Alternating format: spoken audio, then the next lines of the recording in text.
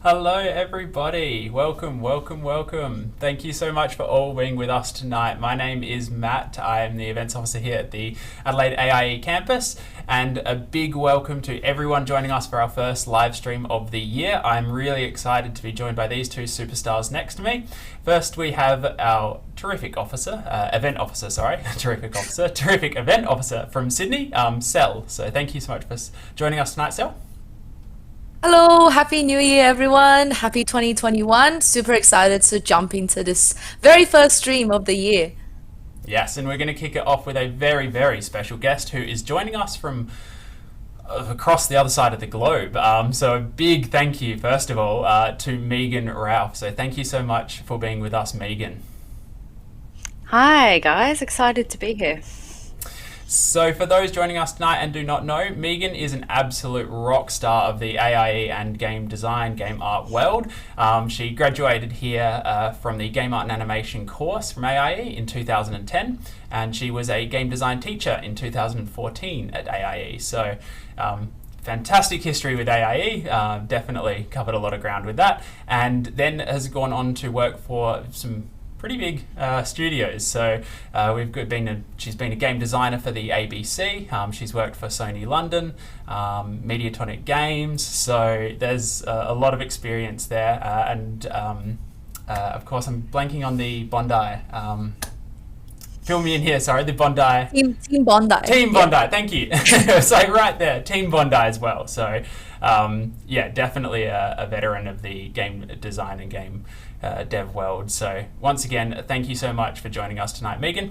For all our viewers out there, if you do have questions throughout tonight's live stream, please feel free to pop those in our Facebook or YouTube or on our website in the chat, and we'll do our best to get them answered. But without any further ado, I'm going to pass it over to Sel. All right. Thank you so much, Matt. I'm a huge fan of Fall Guys myself. Actually, when it first released, me and all my friends were playing, so I'm super excited to be able to speak with you and also have you share some of your experiences in the game design world with us, Megan. So just to kick things off, for those unfortunate people who didn't get to play the game, what is Fall Guys? Well, Fall Guys is a mass multiplayer physics-based game show.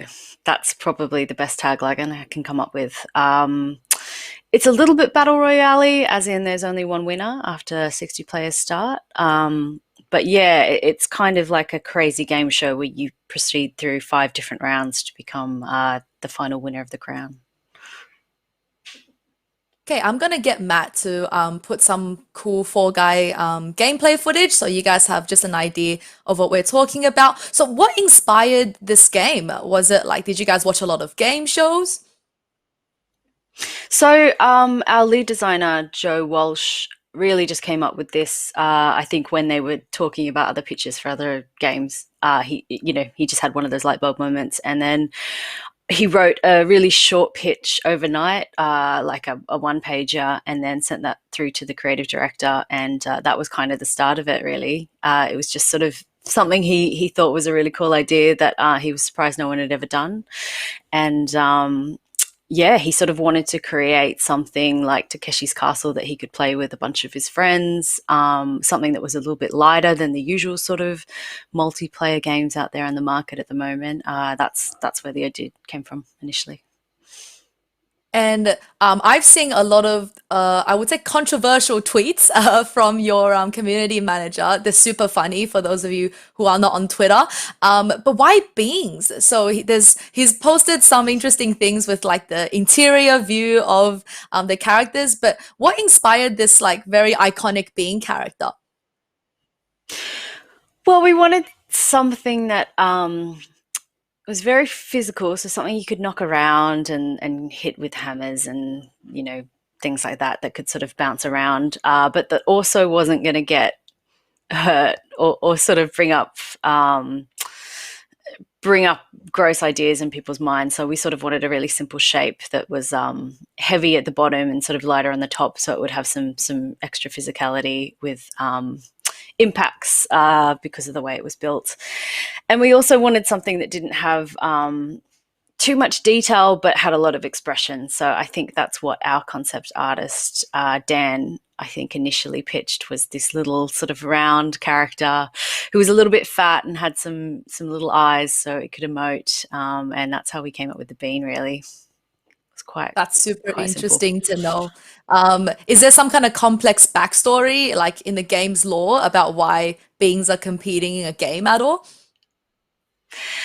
Joe always says that the Fall Guys live to compete and they have nothing outside of that. So they're just constantly being thrown into rounds, and that's their purpose in life. There isn't too much official lore, I think, around that. We just kind of took the idea and went with it. But like you said, if you follow Ollie, he's got some really interesting theories and is always coming up with some pretty weird stuff to contextualize the Fall Guys universe. I think the Four Guys Twitter is it's a attraction in itself. It keeps me entertained every time at work. So what has been your role in the game? So you are currently the lead level designer. What are some of the levels that you might have worked on? And just personally for me, did you have anything to do with the iconic seesaw level?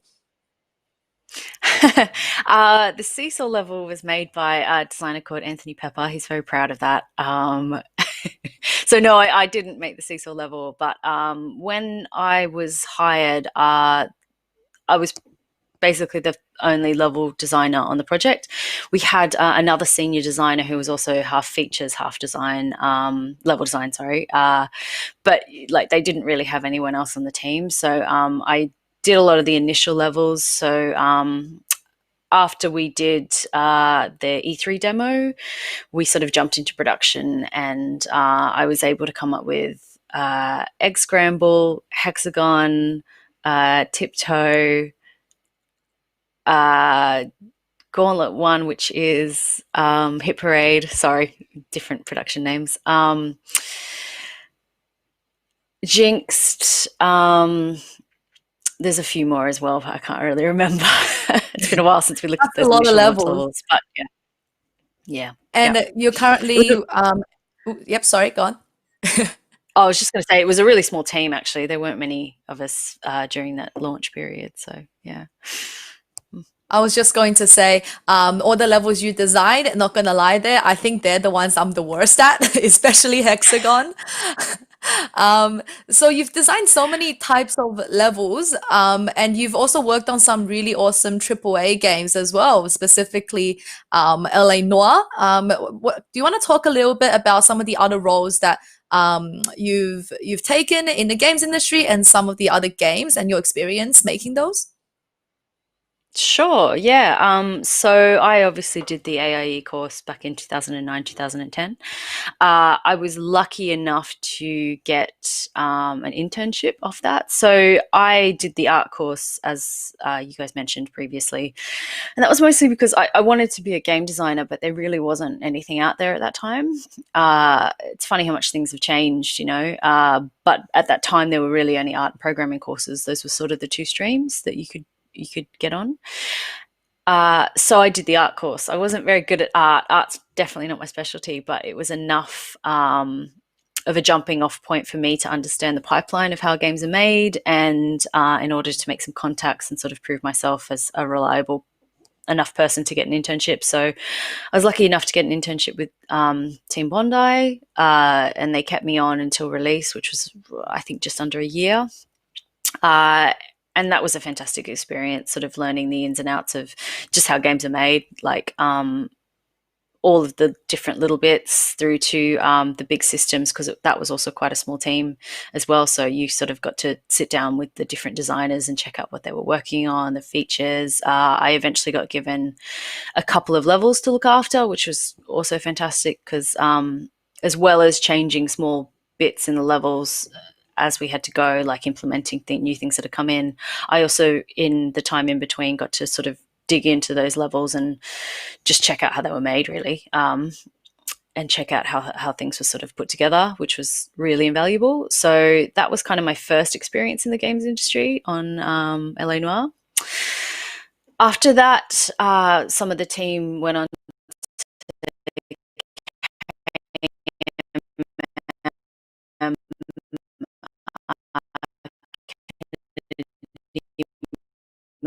which is George Mitchell's. We were sort of working on things and doing some small stuff, but project that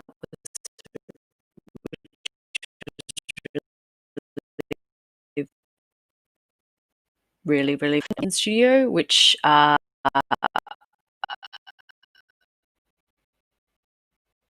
was fantastic because like Team Bondi and studio, so it was sort of all progression to sort of go back and see where the people got their start. I think we have a little bit of a technical issue. Kind of some of the big dot points. Sorry, can you? Yeah, so we're sorry guys, we've got a bit of a technical issues at the moment. One of the downsides of Megan being so nice and kind to do this from the other side of the world, some of our connection issues are playing up a little bit, so do bear with us. Megan, if you can hear us, possibly, yeah, just try maybe plugging the headset back in, or we'll give it a little second to see if the connection can clear up, but at the moment we've just got some gameplay from some of Megan's roles, so and we do have some viewer questions that have come through, so when we do have Megan back, we'll definitely jump into some of those questions as well, but hopefully we'll have Megan back on the line soon. How is that sounding, Megan, for you?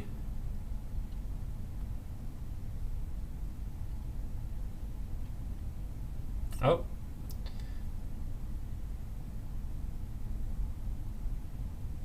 Still. I think it's just muted at the moment. Yeah, still not coming through.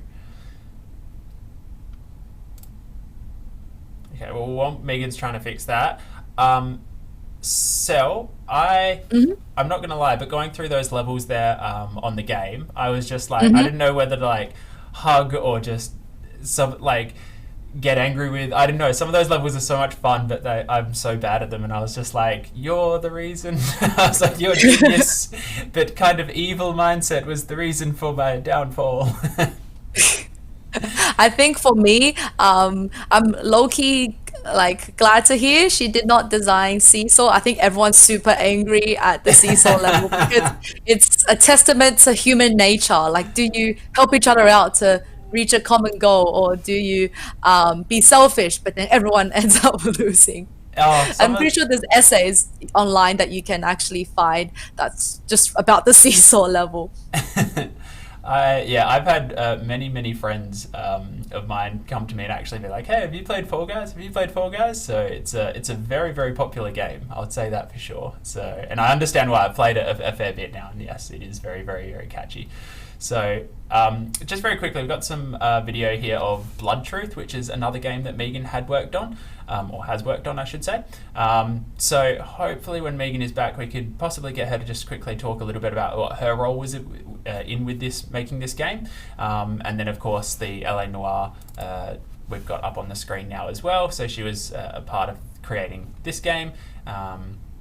So hopefully we'll have Megan back. And now, Megan, we'll just check in. How's your microphone going at this stage? Oh, I think she went to fix the microphone. I can see the lag issues stopped. Yeah, can you hear us? Can you hear me? Oh, yes, I think can. I've got you back. And she's back. Right. That's okay. All good. So those issues have hopefully cleared up. So we were just talking, Sel and I, a little bit about the games that you're involved in, LA Noire, and then of course we've got Blood Truth coming up. But I did have a viewer question come through. So what I'll do is if you just want to very quickly talk just about your role with LA Noire again, and then I'll pop those viewer questions up on the screen for you. Sure, just let me know if that happens again. I might have to reconnect because it looks like it's a connection issue. Sure. Yeah, sorry, LA Noire. So, what did you guys hear up till? I think we are up to the end of LA Noire and then beginning of your experience at Sony London. Right. Okay. So, when I moved over to London, I was lucky enough to get a job with Sony's London studio, which was great because a lot of the Team Bondi guys that I'd worked with had gotten their start in that studio. So it was really nice to sort of see, where they'd come from and where those processes sort of originated. It was really good working on a VR project as well, because it was sort of a whole new set of rules I had to conform to when it came to designing levels, because you sort of can't move people in the same way. You have to face forward, so you have to create some really interesting solutions to problems when you're working with VR. It was great. That's all. So what made you do the big move to London? So you mentioned that there are some other people that you've worked with who has gotten their start with Sony London, but what kind of was the deciding factor for you to just pack your bags and be like, okay, time for a complete change of scene? It was a couple of things, really. My partner's from London, so it was a natural progression there for me to move over, because he was obviously living here at the time, so we were long distance. So that was a big deciding factor. But also at the time when I moved over, there just really wasn't that much in the games industry here. There were still fantastic studios, but a lot of those were smaller studios that weren't necessarily hiring. And a lot of my background up until that point had sort of been bigger games and things like that. So that influenced my move, definitely. The fact that there were just more jobs over here, and sadly that is the story for a lot of Australian devs and a lot of devs that I meet over here from Australia. That's kind of why they've decided to make that move. It's been really good for me career-wise, but I would at some point like to return to Australia. I feel like a lot of Australian expats in the industry feel the same way. We want to sort of give back to the industry back home and bring that talent back. And so you'll have a pool of seniors that are looking to sort of come back and give back to Australia, because it's still having some issues with funding and stuff like that. I know the government isn't as supportive as places like Europe and London, so it would be really good to be able to do that at some point. Awesome. There's Australia is a pretty nice place. We're pretty lucky here, so I can understand the desire and want to come back. So I'm going to pop up on the screen here our first viewer question of the night. It does come through from Carwin. I hope I'm saying that right, Bartley. So the question is, what advice would you provide to someone wanting to get started in level designing? Yeah, this is an interesting one, because most people will say it's a mixture of having a very, very good portfolio, and it is. That's really important. Obviously, if you don't have professional experience and people to say good things about you, or to sort of give you a really good reference, you need to have a body of work that you can show people, which is really, really important. And you also need contacts. That's the thing that most people normally say. You need to sort of get out there and network a bit, and just sort of, like I was saying with my first job at Team Bondi, it was mostly through the fact that I think I'd proved that I was a fairly,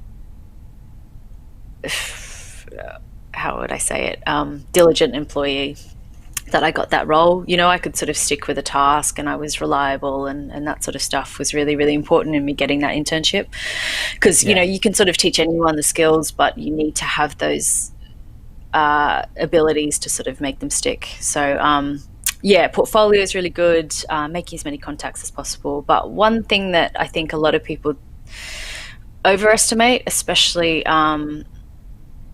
when they're younger, is life experience. I know that sounds weird, but getting as much life experience, whether that's job experience, like learning how to work a really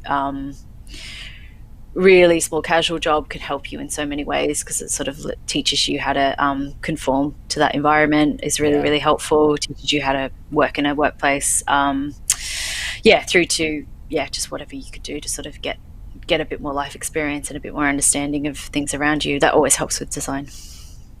Perfect. Well, if that doesn't answer Carwin's question, I can't help. So that's perfect. Thank you, Megan. Back to you, Sal. Yeah, no worries. So speaking of designing levels, what is your typical design process? What inspires you, and I guess how do you really design a level from beginning to end? So it's sort of different in every company, I've found. Obviously, different games require sort of a different process. I'll use Fall Guys as an example here because obviously it's the most recent game I've worked on. We didn't have that much of a pipeline when we came on, so I was sort of able to really consciously think about this when I was forming the team and creating this process. What we landed on was brainstorming is vital for all sort of level design. I think doing anything completely separately is dangerous. You need to have other people there to bounce ideas off. So a lot of the time with the new levels, we'll put out a pitch of what we're aiming for with those new levels, whether that's the theme that we're going for or just some limitations as to what we're looking for. Let the team go away and have a think about that, do a bit of research on their own, and that includes looking at like references. So say with the season 3, they might look at sort of snow-based things or think about snow-based mechanics. Then we get together and we do a brainstorm. Sometimes that can be a free-form brainstorm where you're just sort of throwing out ideas, and it can be real top-of-the-head stuff where you just think of concepts that are similar to or fit into the snow-based theme, through to actual fully formed ideas, like this one, Ski Fall. That was one that I just sort of came up with, and it hasn't changed that much from the initial pitch. Yeah, so you have those sort of brainstorm sessions. You all go through things, not only just pitching new ideas, but you're also questioning what's currently there in the pitch. So you'll look at something and be able to point out things where you think they'll go wrong. So that's a really helpful and creative process, is the brainstorming section. After that, most level designers will be given one of those ideas, and they'll have to go away and write a pitch document. So I get them to write these one-page pitches, is what I call them, which is basically a run through of how that level will play. So from the player's point of view, the flow, through to all of the different details, like the amount of players in that level, the type of level it'll be, whether it has a timer, whether it's elimination based. And then you've got a section pointing out any technical concerns, so anything that might be required from an engineering or a programming team, and any issues that might come up with that. So say if there's something you can identify, like a networking issue that you think might be a problem and might not be solvable, you can sort of flag that up in that section. And then how it meets our level design pillars. So we have a bunch of level design pillars, which are pillars we like to hit when we're making a level to try and make them consistent. So yeah, we create that one-page document with those details on it. We pitch it to the other departments, so I make sure that there's an artist and a programmer, someone from QA, all in a meeting together, and they go over the documents and they tell us whether there's anything there that could be a problem. Once I get the approval there, the level designer who did the pitch, or whoever's assigned that level, will create a simple block out using simple shapes. That's when we're able to sort of test it with the designers, run it through the works and sort of see whether our idea has any merit.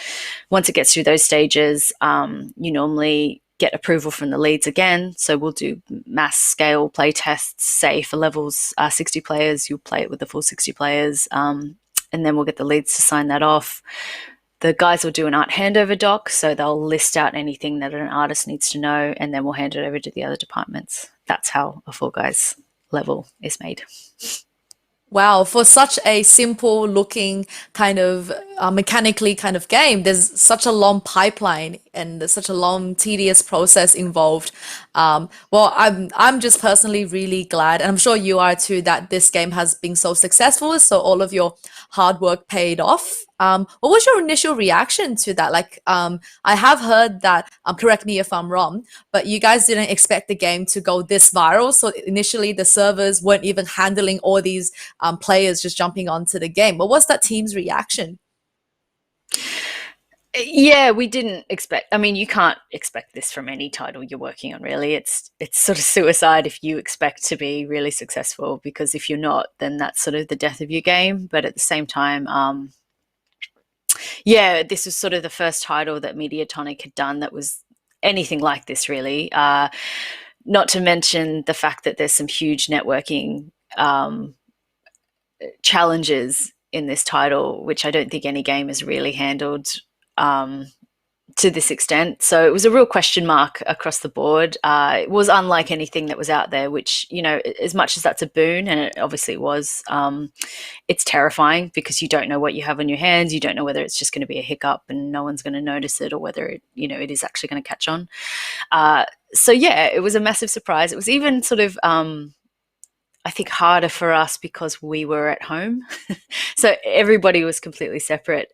So watching that success happen online on a screen whilst you're completely sort of on your own was a really surreal experience. I think we're still trying to figure out exactly how to handle this, and how much content we need, what we have to do to the game. So it's sort of an ongoing process, especially with something like this where you're releasing seasons. So you're dropping content every month or two.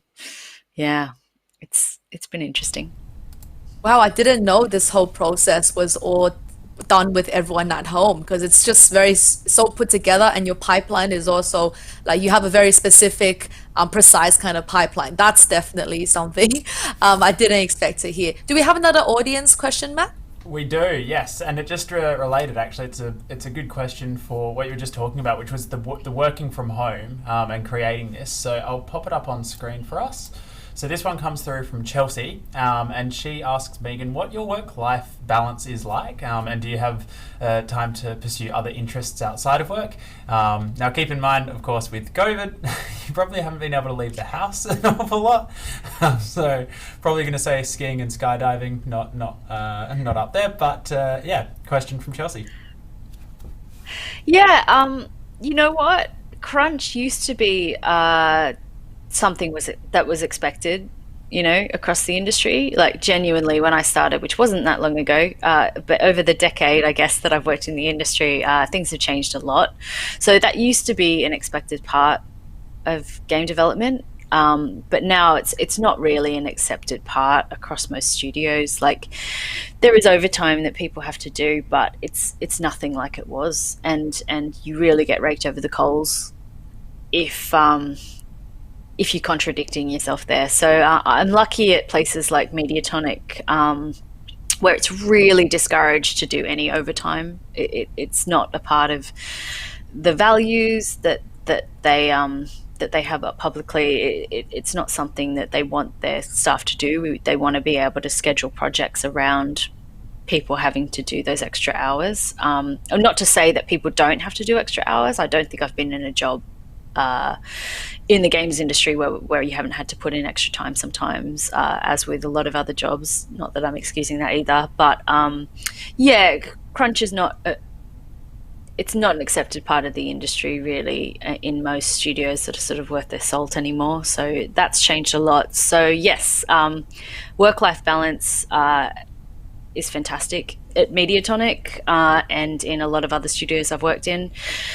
For instance, I think a lot of studios have sort of gone the other way now. Like I know of a few studios that basically don't have set hours, and you can sort of set your own time and figure out your own schedule.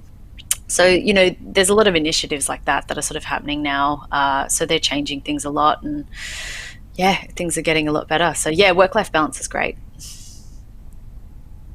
That is very surprising, because I would have thought that with all these deadlines, especially now that you're releasing seasons all the time, it would be really hectic. But it's so good to hear that you guys do have that work-life balance. Well, even if working from home, that you get to have those days where you can just relax. Yeah, definitely. Especially like, and I'm talking, I must preface this with, I'm talking as a designer. So other departments have it different, Yeah. and at different points in the pipeline. So like, Yeah. yeah, design can be quite lucky like that because a lot of our work is front facing. It's at the beginning of the pipeline. We have less to do at the end. So there's definitely some departments which have to really put in the hours, and that's still an ongoing concern. Yeah. So speaking of like common misconceptions about the games industry, what is something that you feel like other people say about the games industry that's like actually not true? Or actually, I should probably put it in better words, but what is something about the games industry that most people wouldn't expect or wouldn't know? That's an interesting one. Oh, what people wouldn't expect.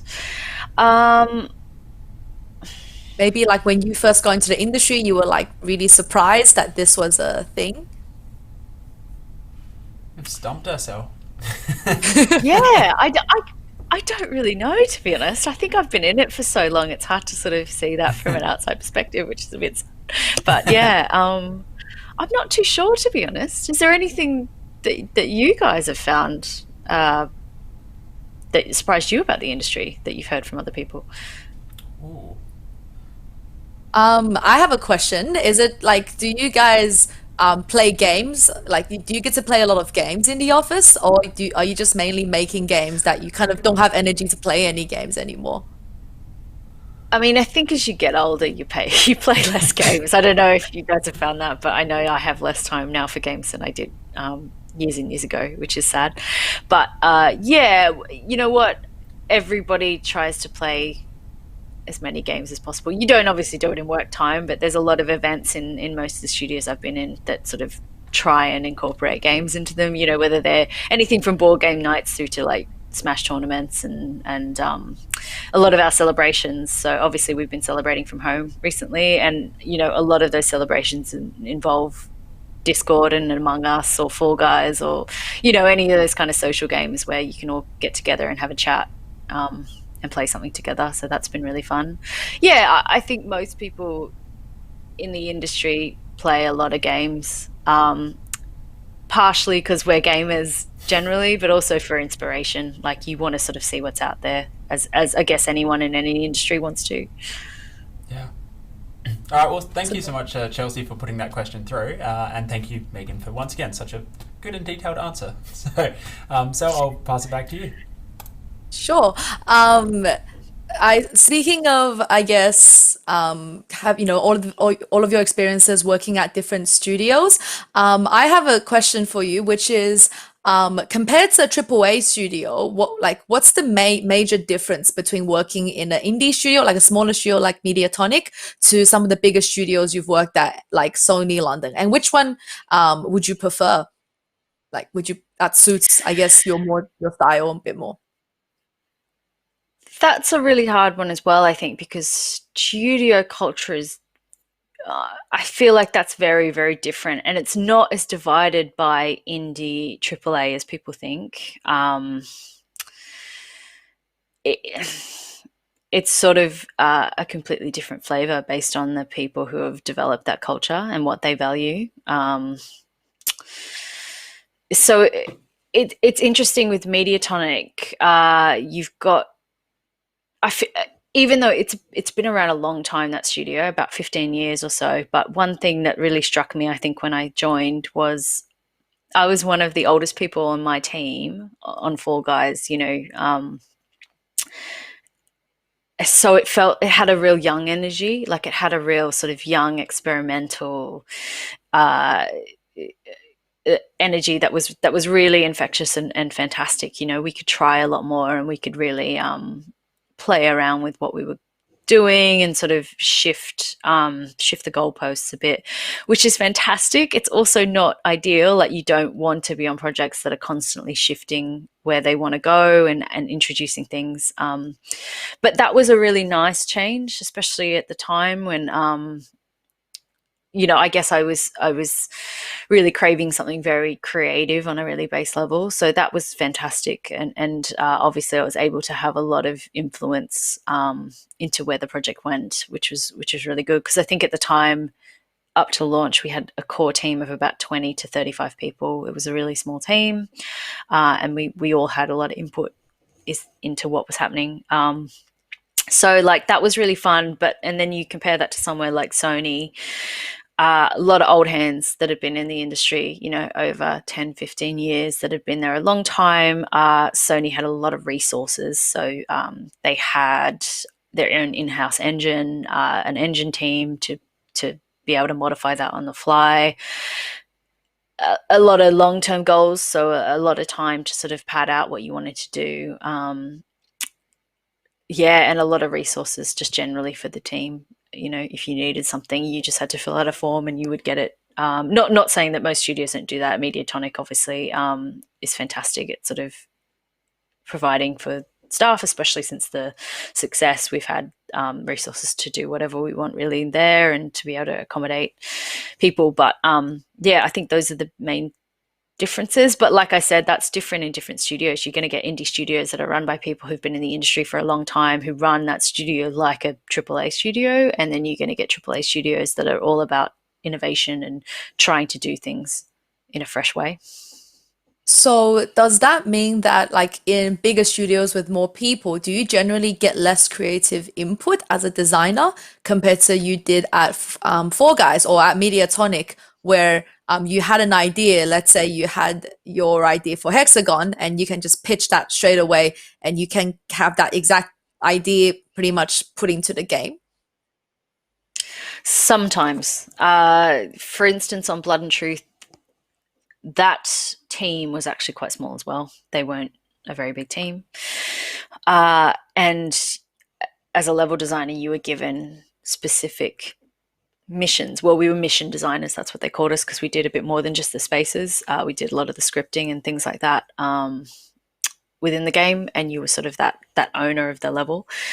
So there's an example of like a person would own one of those levels and they got to do everything and sort of come up with all the creative moments in that. So I wouldn't necessarily say that. I think in some studios, like some AAA, it is like that. Like I've heard that in some of the larger studios, especially working on well-oiled franchises that just sort of have one coming out every few years, you are working on one small part of it, and that's your job. You're the designer who does the inventory system, or you're the designer who just does this one thing. But I have not experienced that. I've sort of been lucky enough to work on a lot of projects where I guess I have a reasonable amount of creative control. That sounds awesome. I would love to have my idea or that exact idea as close to it as possible to just be put directly into a game. Must be so good playing it for the first time and seeing other people play your level and just really enjoying it as well. So speaking of, That's oh, the best sorry. part. Oh, sorry, I was just going to say that's the best part, seeing people play it. Yeah. So speaking of working with other creatives, we're almost reaching the end of our live stream here. Let's bring it back to your time at AIE. What was that experience like for you both as a student and teacher? Yeah, I mean, it was great. It was a wonderful experience studying, because when I finished high school, I knew I didn't want to do a degree, so I worked for a few years. I just sort of was experimenting and figuring out what I wanted to do, and I was working in the buying industry by the time I decided to go back to study. So I sort of made that decision really consciously. And then when I went back into study, I feel like I was really ready for it. It was sort of something that I'd really put a lot of thought into. So it was a fantastic experience where I got to be around a bunch of people who thought the same way, who were interested in the same things, who were really creative, and making those contacts with the fellow students and the teachers who were just invaluable sources of knowledge was fantastic. It was really, really good time for me. And like I said, that sort of flowed on to my career. So yeah, that was great. To be honest, I think my work could have been a bit better. So I feel like I would love to go back and do some more art and try and get better at that, because I don't feel like my art skills were fantastic. But yeah, study was great. And then teaching was a wonderful experience. So I got to teach with Alex Carlisle, who was my boss at Team Bondi. He was the lead designer. And we got to put together this game design curriculum, and we were co-teaching quite a large class, and that was great. You know, it was a really good group of people, really good group of students, and it was really fun at that time to be able to go back and go over the fundamentals. I feel like it was a bit of a learning process for me too, because I sort of got to go over the theory again and spend less time in the practical side, but it really made me sort of think about design on that sort of that higher level, which was really, really, really good. It was great. Well, thank you so much for making being a part of the creation of our game design and production course, because now it's one of our most popular courses. And every year we have lots and lots of keen designer graduates going to the industry, hoping to make their mark like you did, all the way in London and also here in Australia with some of the biggest studios and making some of the biggest games as well. Matt, do we have any other audience questions? So that's all from the audience for tonight. But if you do have some, just very quickly at the end, quickly pop them in, and we'll get them in. So that's actually, hold on. I think one just came through as I said that.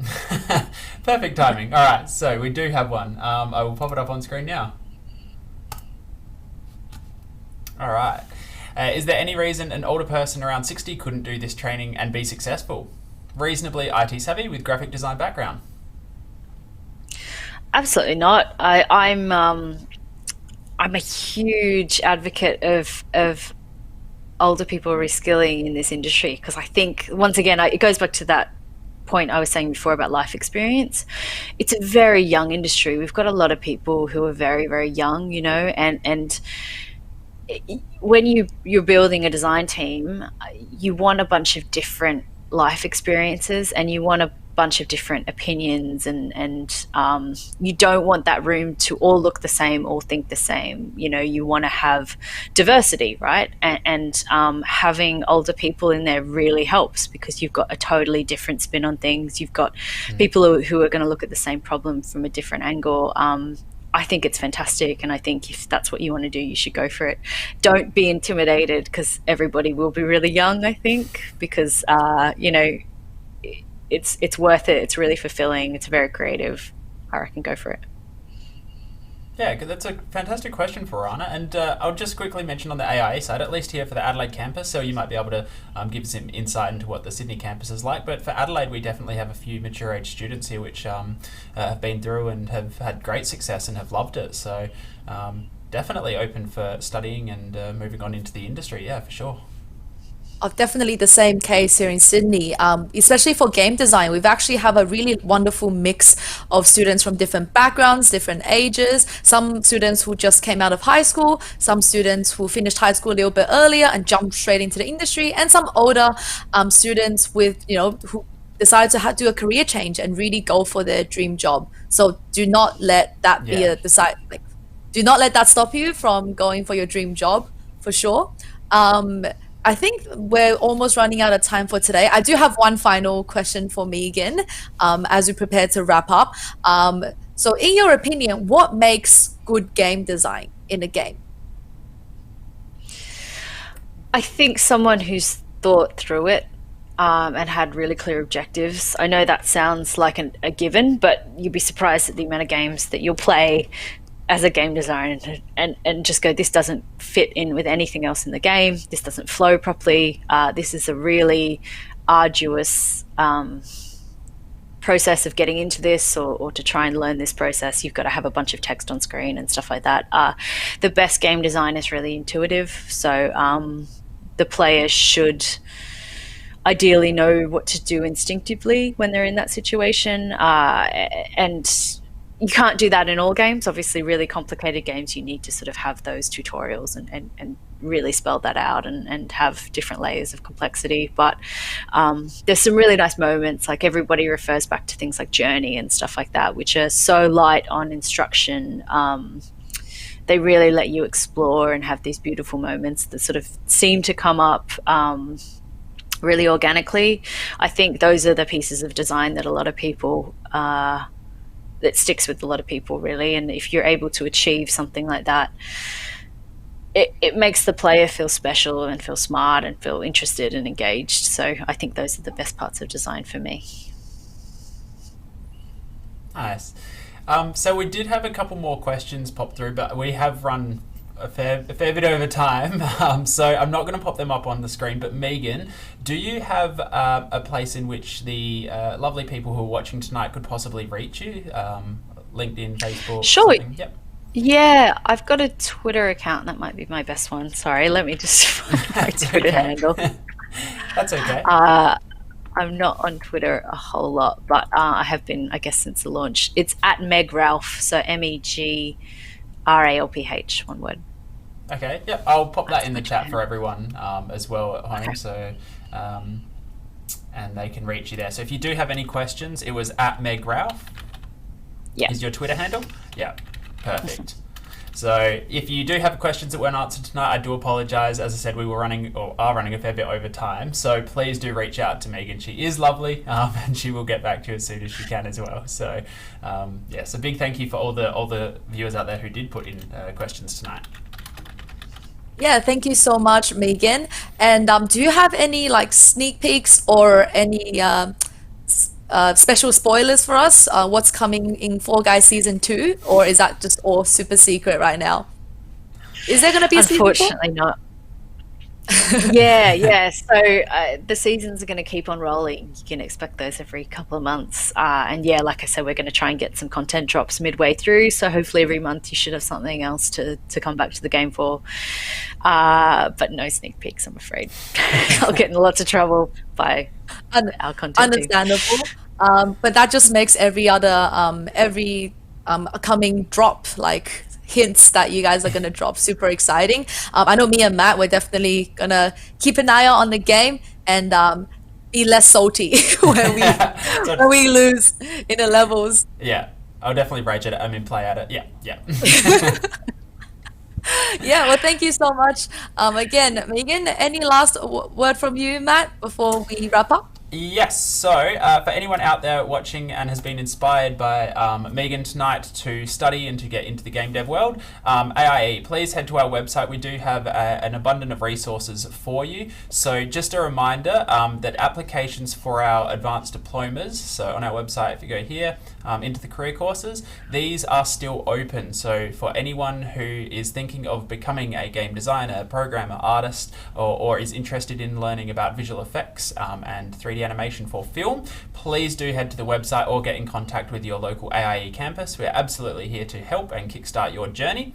And as for events, we do have our information evening coming up, which people can still book in for and register. So on our website, if you head to Showcase and Events, our link is on here as well, information evening. So that night will be really handy for students who just want to know more about each of the courses and how we roll at AIE. So head to the website, get in contact with your local AIE campus. But other than that, thank you so much, Megan, for being with us tonight. It was an absolute delight to have you. And I'm, as an AIE member now as well, it's so good seeing ex-alumni and ex-teachers as well doing so well in the industry. So thank you so much for being with us. Thank you. It's been great. Hopefully we'll have you back for another session. Maybe by then you'll come out with a bunch more awesome games that we can play and enjoy. Maybe rage at as well. Awesome. Well, thanks everybody. Have a good night, and we'll see you next time for our next live stream. See you, everyone. Bye.